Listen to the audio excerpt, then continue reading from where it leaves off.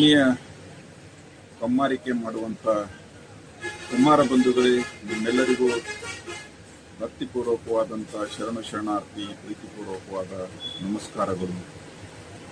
ಬಂಧುಗಳೇ, ಕರ್ನಾಟಕ ರಾಜ್ಯ ಸರ್ಕಾರದ ಆಯವ್ಯಯ ಬಜೆಟ್ ಅನ್ನು ಸನ್ಮಾನ್ಯ ಶ್ರೀ ಮುಖ್ಯಮಂತ್ರಿಗಳಾದಂಥ ಸಿದ್ದರಾಮಯ್ಯನವರು 2-3 ದಿನಗಳ ಹಿಂದೆ ಮಂಡಿಸಿದರು.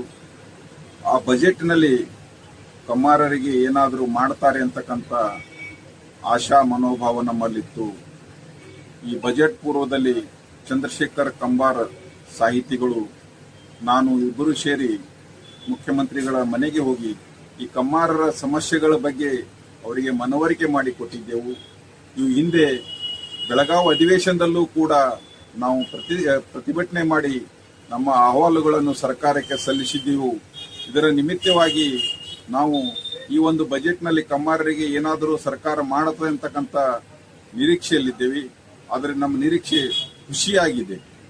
ಕಾರಣ, ನಾವು ಎಷ್ಟೇ ಸರ್ಕಾರದ ಮುಂದೆ ಗೋಗರಿದ್ರೂ ಕೂಡ ಈ ಅಹಿಂದ ಮುಖವಾಡ ಧರಿಸಿರ್ತಕ್ಕಂಥ ಈ ಸರ್ಕಾರ ಹಿಂದುಳಿದ ವರ್ಗಗಳ ಒಂದು ಅಭಿವೃದ್ಧಿ ಶ್ರೇಯೋಭಿವೃದ್ಧಿಯನ್ನು ಬಯಸದೆ ಕೇವಲ ಸಿದ್ದರಾಮಯ್ಯನವರು ತಮ್ಮ ಸ್ವಜಾತಿಗೆ ಮಾತ್ರ ಮೀಸಲಾಗಿ ಕೆಲವೊಂದು ಬಜೆಟ್ನಲ್ಲಿ ಯೋಜನೆಗಳನ್ನು ಜಾರಿಗೊಳಿಸಿದ್ದು ಈ ಕಮ್ಮಾರಿಕೆ ಮಾಡುವಂತ ಜನರಿಗೆ ಬಹಳ ನಿರಾಶೆಯನ್ನು ಉಂಟು ಮಾಡಿದರು.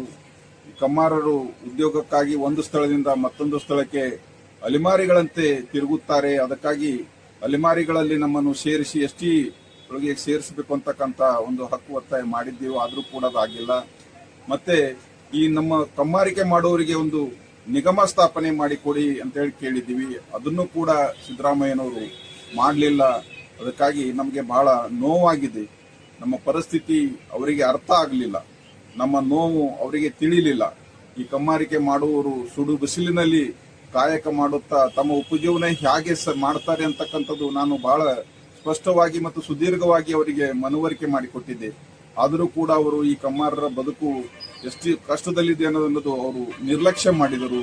ಈ ಕಮ್ಮಾರರಿಗೆ ಯಾವುದೇ ಈ ಬಜೆಟ್ನಲ್ಲಿ ಅವರು ಸಹಾಯ ಮಾಡಲಿಲ್ಲ. ಇದು ಬಹಳ ಬೇಸರದ ವಿಷಯವಾಗಿದೆ.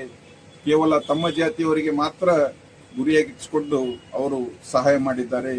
ಈ ಹಿಂದುಳಿದ ವರ್ಗಗಳಲ್ಲಿ ಬರ್ತಕ್ಕಂಥ ಅನೇಕ ಸಮುದಾಯಗಳು ಬಹಳ ಕಷ್ಟದಲ್ಲಿದ್ದರೂ ಕೂಡ ಅವರೆಲ್ಲರಿಗೂ ಯಾವುದೇ ರೀತಿಯಿಂದ ಸಿದ್ದರಾಮಯ್ಯ ಸರ್ಕಾರದಿಂದ ಬಜೆಟ್ನಿಂದ ಸಹಾಯ ಆಗಿಲ್ಲ ಅಂತಕ್ಕಂಥ ನೋವು ನಮ್ಮಲ್ಲಿದೆ. ಅದಕ್ಕಾಗಿ ಬಂಧುಗಳೇ, ಮುಂದಿನ ದಿನಗಳಲ್ಲಿ ನಾವೆಲ್ಲ ಇನ್ನು ಹೋರಾಟಕ್ಕೆ ಸಿದ್ಧರಾಗಬೇಕಾಗ್ತದೆ.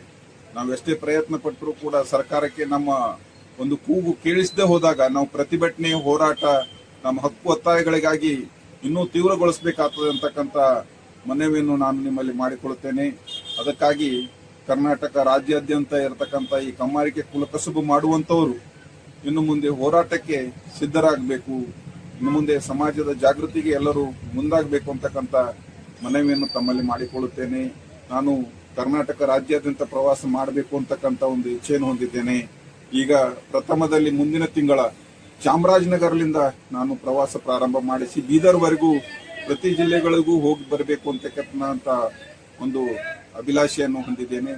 ಯಾರ್ಯಾರ ಜಿಲ್ಲೆಯವರು ಕರೀತಾರೆ ಅವರವ್ರ ಜಿಲ್ಲೆಗೆ ಹೋಗಿ ಅವರ ಕಷ್ಟ ಸುಖಗಳನ್ನು ಅರಿತು ಸರ್ಕಾರಕ್ಕೆ ಮುಟ್ಟಿಸುವಂತ ಕೆಲಸ ಮಾಡಬೇಕಾಗಿದೆ. ಅದಕ್ಕಾಗಿ ನಾನು ಸಮಾಜದ ಬಂಧುಗಳಲ್ಲಿ ಕಳಕಳಿಯ ಮನವಿ ಮಾಡಿಕೊಳ್ಳುವುದೇನೆಂದರೆ, ಸಮಾಜದವರು ಒಗ್ಗಟ್ಟಾಗಬೇಕಾಗ್ತದೆ, ಹೋರಾಟಕ್ಕೆ ಸಿದ್ಧರಾಗಬೇಕಾಗ್ತದೆ. ನಮಗೆ ಯಾವುದೂ ತನ್ನಿಂದ ತಾನೇ ಸಿಗೋದಿಲ್ಲ. ಅದಕ್ಕಾಗಿ ನಾವು ಬಹಳಷ್ಟು ಪರಿಶ್ರಮ ಪಡಬೇಕಾಗ್ತದೆ, ಹೋರಾಟ ಮಾಡಬೇಕಾಗ್ತದೆ. ಈ ಹಿಂದೆಯೂ ಕೂಡ ನಾವು ಅನೇಕ ಮೀಟಿಂಗ್ಗಳನ್ನು ಮಾಡಿದ್ದೀವಿ, ಅನೇಕ ಹೋರಾಟಗಳನ್ನು ಮಾಡಿದ್ದೀವಿ. ಆದರೆ ಅದು ಯಾವುದೂ ಪ್ರತಿಫಲ ಸಿಕ್ಕಿಲ್ಲ ಅಂತೇಳಿ ನಾವು ಸುಮ್ಮನೆ ಕೂಡೋದು ಬೇಡ. ಮುಂದಿನ ದಿನಗಳಲ್ಲಿ ನಾವೆಲ್ಲ ಒಗ್ಗಟ್ಟಾಗಿ ಇನ್ನೂ ಹೆಚ್ಚಿನ ಒಂದು ಹೋರಾಟವನ್ನು ಮಾಡೋಣ. ಅದಕ್ಕಾಗಿ ನೀವೆಲ್ಲ ಸಹಕಾರ ನೀಡ್ತೀರಿ ಅಂತಕ್ಕಂಥ ಆಶೆ ನಾನು ಹೊಂದಿದ್ದೇನೆ. ನಿಮ್ಮೆಲ್ಲರಿಗೂ ಪ್ರೀತಿಪೂರ್ವಕವಾದ ನಮಸ್ಕಾರಗಳು. ಶರಣಾರ್ಥಿ.